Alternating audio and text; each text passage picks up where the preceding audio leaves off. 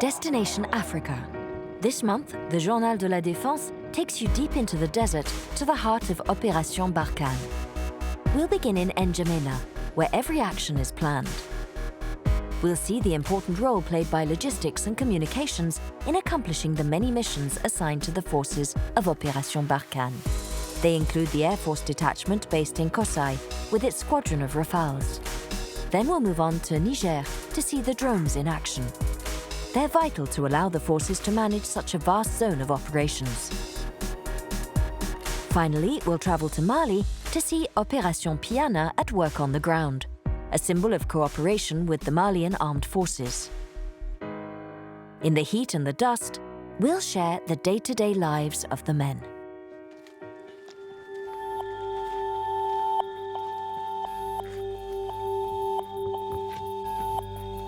Depuis combien de temps il n'y a pas eu d'attaque de bandits dans le coin? 3,000 men spread across 5 states and coordinated by a single command post. Operation Barkhane, launched on the 1st of August 2014, marks a new start for French forces in the Sahel region. Operation Serval, undertaken in Mali from January 2013 to July 2014, was a hammer blow to the terrorist movement.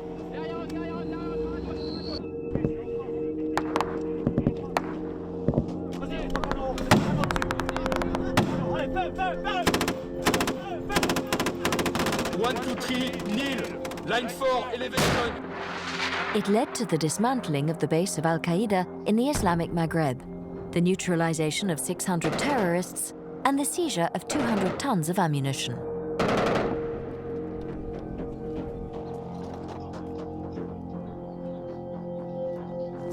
But the threat remains, requiring French forces to adopt a new strategy in order to eradicate the armed terrorist groups definitively. Barkhane is a regional operation, in cooperation with member countries of the G5 Sahel, Mauritania, Mali, Burkina Faso, Niger and Chad, and with support from other partner countries in the region, such as Senegal. What's very specific to Operation Barkhane is its regionalization. That's something completely new for our armed forces. Until now, we'd worked on the following principle: one country, one crisis, one theatre of operations. And for the first time in decades, we now have a single theatre of operations spanning several countries. This regional response comes from the countries themselves. It is they who have decided they need to work together to fight the shared threat they face. The second thing is that the cross-border zones are zones of conflict. Because that's where the terrorists, who have no respect for international borders, take advantage of the fact that they can't be pursued from one state to another to set up grey zones. To achieve its objectives and definitively eradicate the terrorist threat in the Sahel-Saharan region, Barkhane involves several kinds of missions: lightning raids and constant harassment of armed terrorist groups.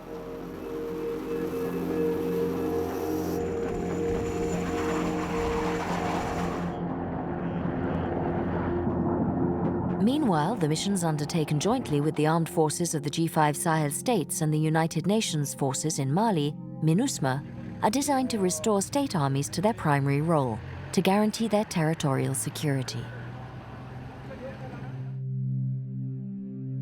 Barkhane covers a zone of operations 9 times larger than France, a vast area the size of Europe.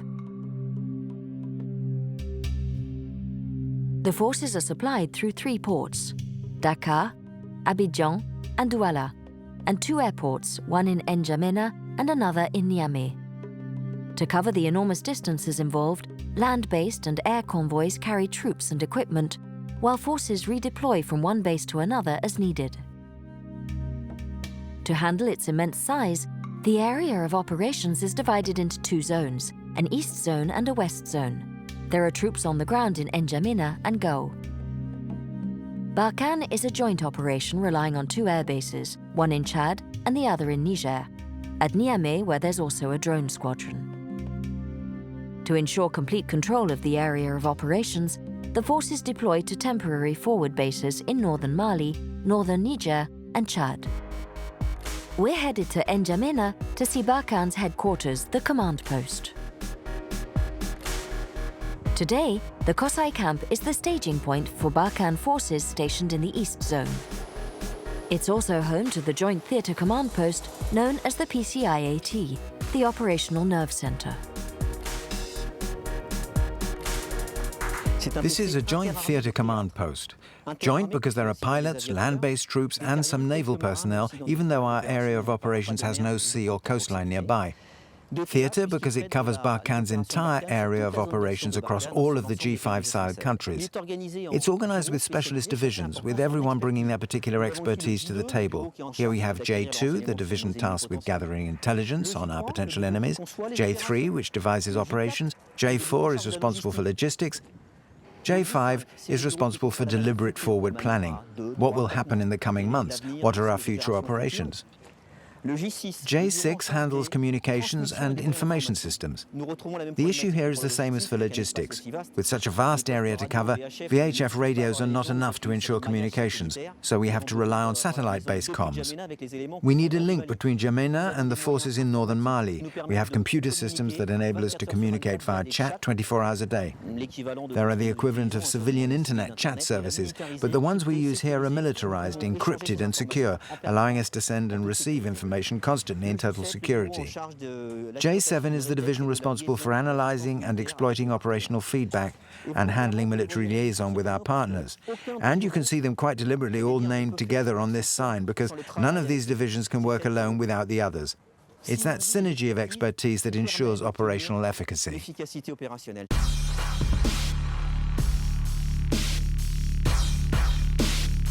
The forces involved in Operation Barkhane face distances of thousands of kilometers every day. Logistics and operational support are crucial, particularly in an environment that takes its toll on men and equipment. I lead a team of 46 maintenance personnel, including 4 Chadians. The equipment we maintain often returns from Sangaris in quite a bad state, obviously. With the climate and the sand, the equipment really comes in a bad state. And here we've got the whole fleet of equipment that's arrived, and we're restoring it, ready to go out on another mission.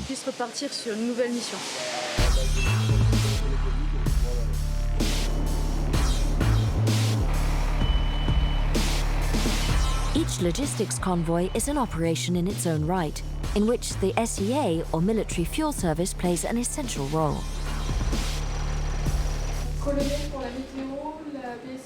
Having a clear picture of the situation on the ground, following units closely and adapting resources to meet requirements, the Joint Operations Centre needs to be able to respond 24 hours a day.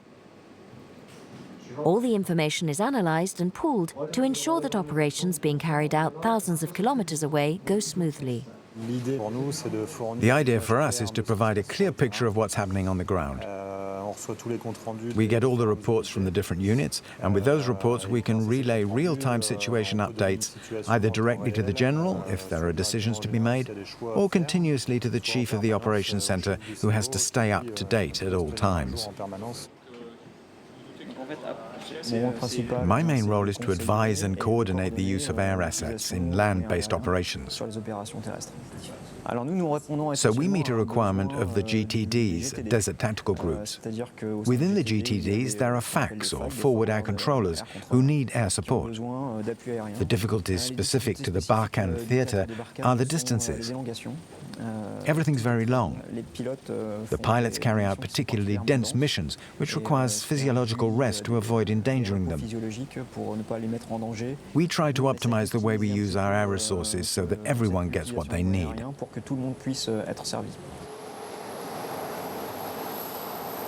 Les documents pour la mission aujourd'hui, on a la carte des pétroles, dans laquelle on retrouve tous les éléments de la mission.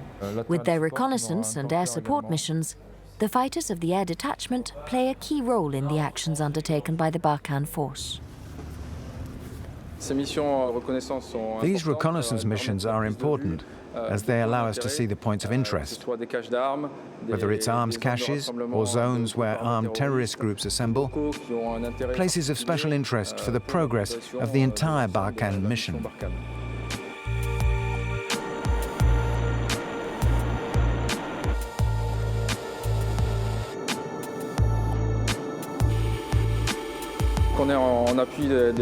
When we're providing support to ground troops, the fact that the people on the ground can hear us certainly deters attacks on our friendly troops as they advance on the enemy.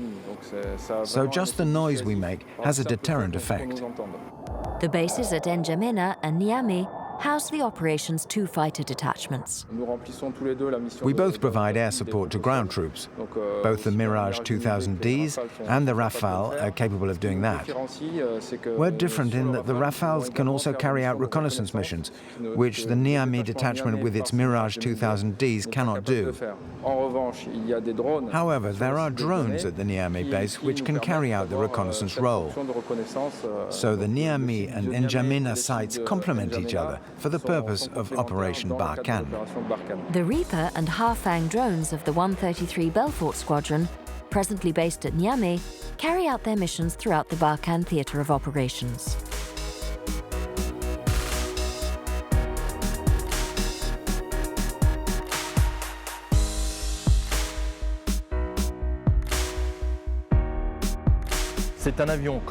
It's an aircraft like any other, piloted by personnel from a cockpit via radio, whether it's in view or by satellite. These systems are a means of occupying airspace. You go from a fighter aircraft mission, which on average lasts around 4 hours, to a drone mission, where the drone will be in flight for 24 hours, with approximately 18 hours of useful time on station over the zone. With this real-time surveillance capability, we can carry out the whole spectrum of missions. So there's pre-action intelligence, meaning we prepare operations by conducting surveillance to map out the enemy's habits. There's targeting work, where we surveil a target and its environment in preparation for an airstrike or a special forces intervention. And we also provide support to forces, that is a combat unit or a convoy about to deploy. We'll reconnoiter, scout their route and gather continuous intelligence for the people in the convoy, but also for the operation centers, so they have a bird's eye view of the zone and can anticipate developments. The Niamey base is a logistical fulcrum with rapidly growing infrastructures. The aim is to be able to process freight and reinforcements as efficiently as possible. Niamey is a land and air transit zone, and all combatants and material deployed to the West Zone pass through it.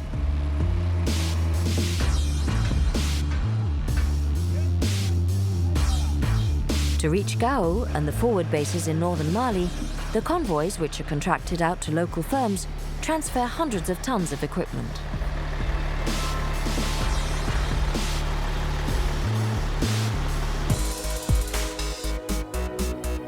We followed them to Mali, where we found Operation Piana. A joint operation between the Barkhane force, the Malian army and MINUSMA, Piana aims to keep up the pressure on armed terrorist groups in the Gourma region. It's also an opportunity for the Malian forces, which are leading the operation, to strengthen their presence and reconnect with the population in this region of Mali.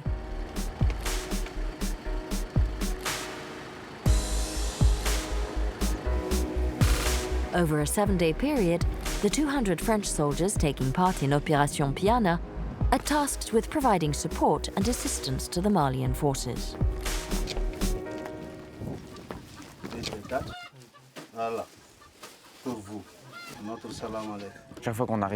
Whenever we arrived in a village, the Fama would hand out gifts. They had stores of tobacco and dates that they gave to the village leader every time they came to a village as a greeting gesture. En nous fournissant les renseignements. Donc c'est pourquoi nous sommes là ensemble. Alors pour passer vous voir, prendre contact avec vous et échanger.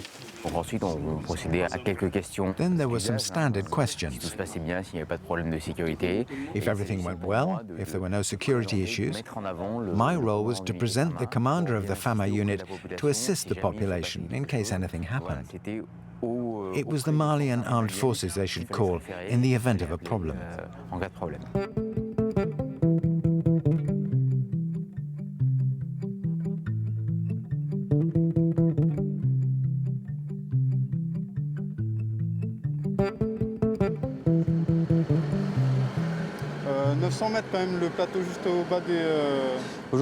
Today, the particular point is that we have a pole of interest to reconnoiter. It will be swept by an engineer group supporting the FAMA and our personnel.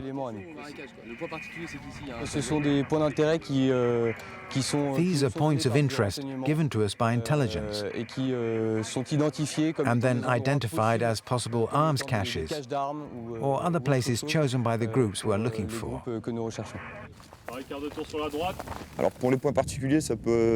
For particular points, it can be very random. In a landscape like this, I would think more of trees that are really in the middle of a flat area. So a tree that's much more prominent in the landscape to give terrorists an easy point of reference, even at night. The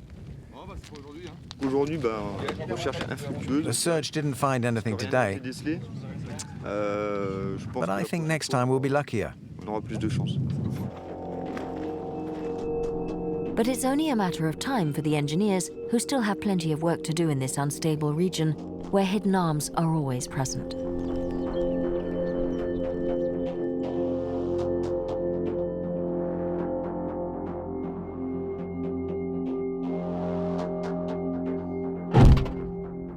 In addition to the search operations, Piana enables the Malian forces to re-establish contact and build trust with the local population to fight the terrorist groups together. We're supporting the FAMA, meaning we follow their advance and watch their backs, and ensure that the whole operation goes smoothly, so we can come to their assistance if the situation should deteriorate. When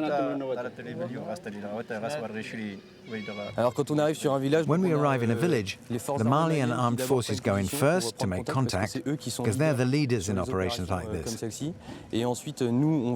We then follow in a second wave to ensure protection around the village, so we're able to assist them if a problem arises. It's different in every village. In one village, everything might go very well, and there can be a good contact straight from the outset. In other villages, you might have to take it more carefully.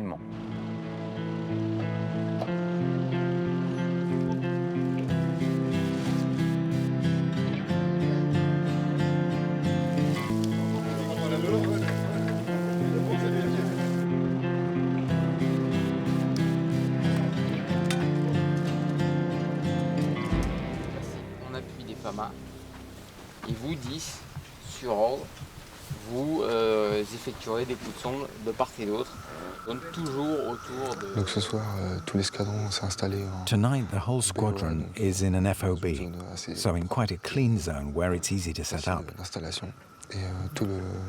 All the combat units are in place around the FOB to secure the zone. We do rotating sentry duty sector by sector. Our unit has the southern sector, and we'll keep a lookout throughout the night for the whole zone.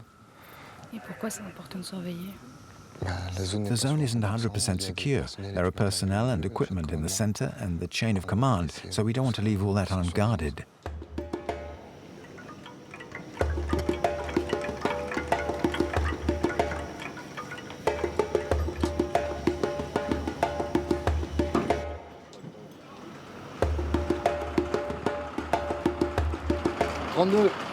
Tu appuies la progression de 34. 31, en sûreté arrière. Entre toi et moi je serai au milieu du convoi. On aura juste derrière moi le génie, mort 11, correct. Et les IFACC derrière. Okay. Distance entre chaque véhicule, c'est 50 mètres minimum. On traverse un village, 34, tu rencontres, on resserre le dispositif. Bon sang, bravo. À la disposition des chefs de route. Allez, 21, repos, au véhicule, au véhicule. It's the start of a new day for the EAE, which is continuing its cooperation with the Malian forces. During their patrol, the forward operating base and all its logistical elements set up in a new zone.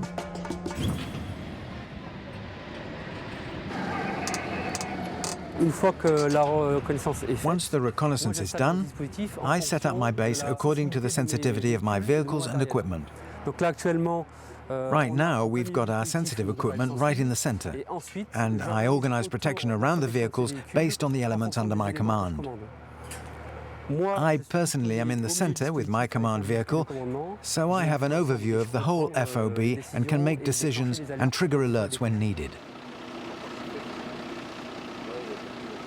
While the men check their equipment, the repair team are called on to work on vehicles that have gone out on patrol.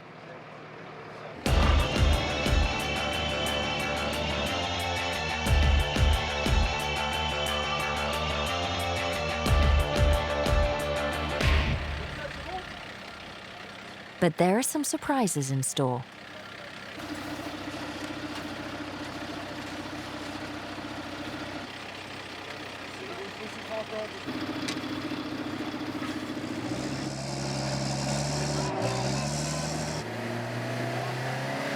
The equipment is taking a pounding, but with the temperature over 40 degrees Celsius, it's the men who are severely tested by the heat. It's quite a hot afternoon. There's a long drive ahead and no tarmac roads. So it's fairly difficult, fairly towering for the pilots in the back of the vehicles. They get shaken around quite a bit. An arduous experience, but quickly rewarded. When we drive through the villages and see all the children applauding us and waving, and even the adults who wave or applaud or shout, "Français, Français," it shows the guys who went before us have done a good job and the population is happy to see us here. The day's patrol is coming to an end. It's back to the forward operating base to refuel and take on rations and water.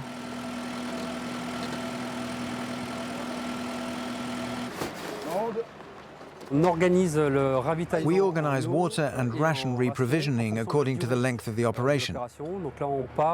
So here we're going out with a day's rations per man, including a food ration and 12 liters of water per man per day, and maybe some bread. Tanks of fresh water allow the soldiers to wash after a long day in the dust. But the shower will have to wait for the mechanics, who need to finish their last repairs to ensure all the vehicles are operational for the next mission.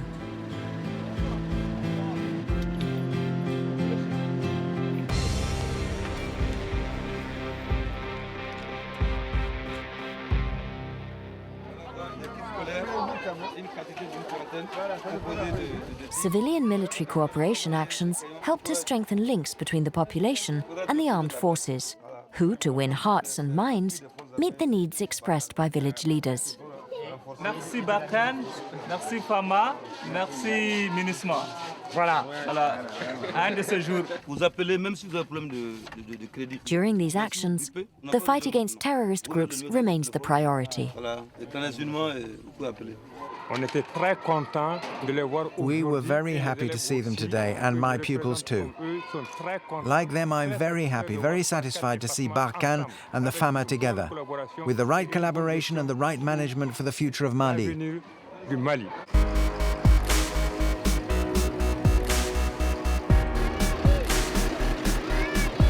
Mission accomplished for Operation Piana. The men returned to their Gao base for a short rest. In the region, fighting with the terrorist groups continues. Operation Barkhane is just beginning. It's been a very busy week.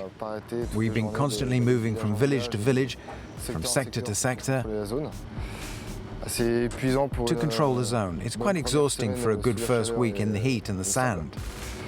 We've learned how to navigate in these desert zones, how to improve one or two little things with our vehicles and equipment. Little by little, we're making good progress. We're impatient to get going again when the men and equipment are in shape. A good shower and then we'll be off again.